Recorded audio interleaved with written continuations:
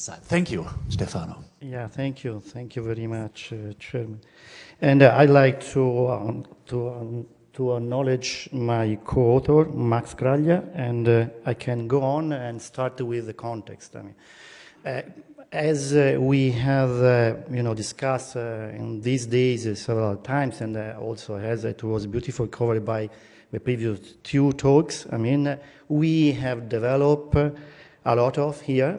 Inspire, is making important progress about, interoperability, these network, services implementations. But definitely we have also learned several important lessons, and we definitely need a stronger, effort in order to put together all these wonderful things and to develop a more effective interoperability, advancing it even in the next years. So this is our, I guess, challenge now. We have to do it better. We have to do it in order to stay here for the next decades. So when we talk about interoperability, I mean, there are two main approaches as I think we have all, experimented. The first one, and please, they are not either or, they are both. We generally, start developing standards. Okay, we implement standards. We develop what it was, called a federation systems. I mean, the previous talk was mainly, covering this. And this is a real, important approach, and definitely you may apply this if you are in a fairly, controlled framework, and if you have got some very good standards. And I guess that this is, of course, the case of this particular program. But then, when you have achieved, something, then you discover often that there is something which is missing. You need something more, because even if you implement, standards, and they are, very, very well captured, then you may implement those standards in different ways. And as it was said also in the previous talks, you have to be part of something that maybe is bigger. So there are some other cyber infrastructure, there are other programs, you want to be part of these programs, so you have also to be flexible. And this flexibility generally is implemented by developing, what are called mediation, intermediation services or modules. And these systems are generally called brokering systems. So you have to, combine both in order to have that flexibility that we are aiming at. So if we take the, inspired architecture diagram, this is very well used and famous, diagram, we can see that there is a concept here which is called service bus. And we have all, implemented the inspired service bus in order to be interoperable. And that basically, means to develop what is needed in order to discover, evaluate, access, and use the different data set and services. So we have the, inspired definition working groups, we have a guideline, so we have the standards or, specification for a common metadata standard, common metadata model. We have different data models for the three annexes. We have encoding, common formats such as GML or others. We have a gamut, of course, and the Inspire registry.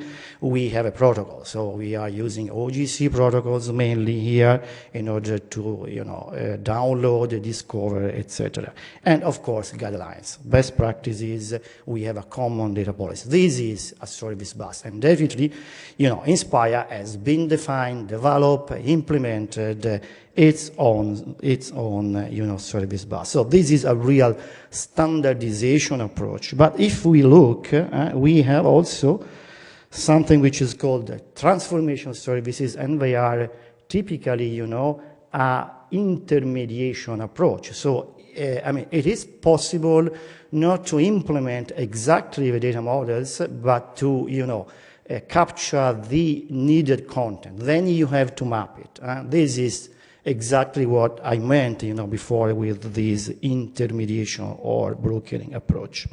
Okay, so let's go on. And when we have developed these, and there are several very good, geoportal and federation systems here, we have learned that there are still some challenges. And these challenges are coming from some, let's say, important strengths. The first one is the high entry barriers. Right? We have learned that, these specifications are sometimes complex. And they may be implemented by using different, approaches, because you may interpret these documents or these, specification in different ways. This is normal, this is common, and these standards must be generally, of course speaking, applied by non-IT experts, and in particular, they need to develop these on the top of existing systems, because clearly, Inspire, it is very much on bringing together existing systems, not just developing new, systems or acquiring new data sets, etc. The second important strand here is about, maturity level. This geospatial information domain, and therefore the, standards are, relatively young standards. So this is good, but clearly that means that we are going to change because we are adding new, new aspects, new elements, and this is even more true when we are addressing Annex 3, because in Annex 3, as far as, Annex 3, we have very particular, themes, themes coming from very complex areas. And finally, this was also covered by a previous talk. We have new standards. We have new, technologies coming, such as, linked data. Now we have an open data effort, and I'm sure that we will have soon new, very fancy protocols and big data.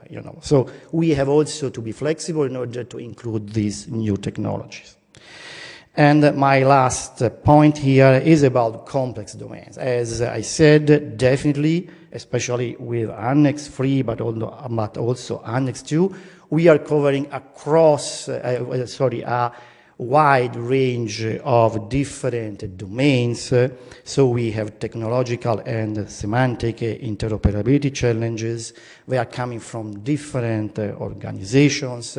So we have also to face these interoperability challenge, and of course we have legal and cultural diversities, and of course this is for 27 countries. So it is clear that we have achieved a great development so far, but we still have to do more here.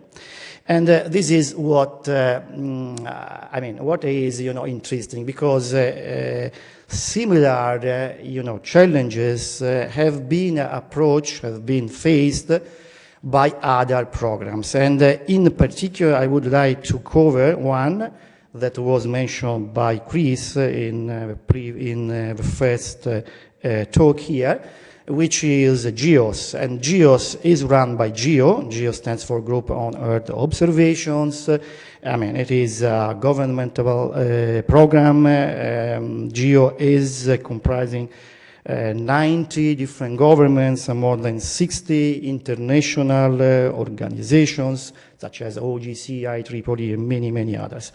So what is particularly important for us today is that they are running GEOS. GEOS stands for Global Earth Observation System of Systems. And this particular, cyber infrastructure is trying to bring together systems, data, information, resources coming from many different areas, domains. I talk about this cross-disciplinarity. Here, in particular, we have 9 big domains. from disasters, health, energy, climate, agriculture, ecosystem, water, weather, etc. We have cross, of course, domains. They are called community of practices. So it is very similar of the different themes of the three annexes here. And clearly they are coming, all these, services and data sets are coming from different organizations at diverse, levels. We have systems which are mature, some others which are not so, mature as far as standards, etc., etc. So similar, challenges. And of course, at the global level. What we have learned, and this is the message of my presentation basically today, what we have learned in several years is that we have to manage all these different systems, communities, as a real autonomous bunch of systems, we call them galaxies. This is a real ecosystem. And for us, it is interesting that each of them is characterized by its own service bus. So Inspire has got its service bus. All these other areas, domains, globally speaking, have been defining, or they are in the process of defining their own service buses. This is what we call a network or system of systems. And I mean, these are, I guess, principles which are in common with Inspire as well. We have to build on existing system. We have to supplement what is missing.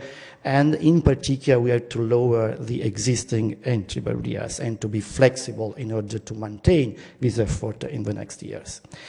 And this is what we have, achieved. President Geos has, connected big capacities such as, these ones.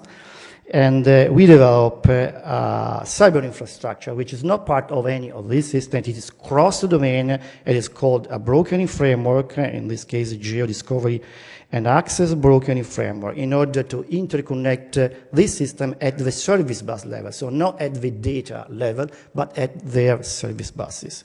And what is also interesting, because it was mentioned here previously, is that, of course, they are data systems, but we need also to include citizen observatories, and we are running a joint experiment with IONERD of Environmental European Agency, and of course, big data. Now we have big data capacities, and we have to bring them into these frameworks. Many clients, not just one geoportal, but we must be able to, support many different geoportals, application and clients coming from citizen even, or, some very fancy satellite-based, networks such as GeoNetcast, in order to cover those countries which don't have a good internet broadband coverage. Lots of data set here. We now have more than 14 million, 15 million of data sets. But what is really interesting is that more than 1 million are open and free. That's the new, important fact. We need to provide open and free data.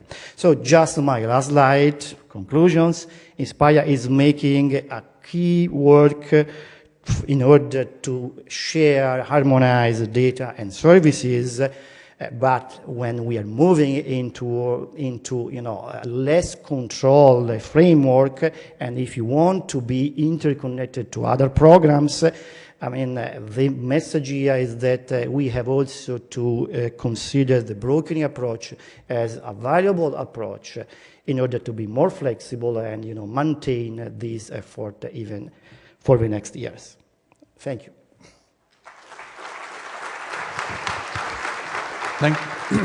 Thank you very much, Stefano, for this view towards the international level and showing how to link all these Inspire-like animals which are out there. So it's not within Inspirement only the challenge, as we heard, but even outside.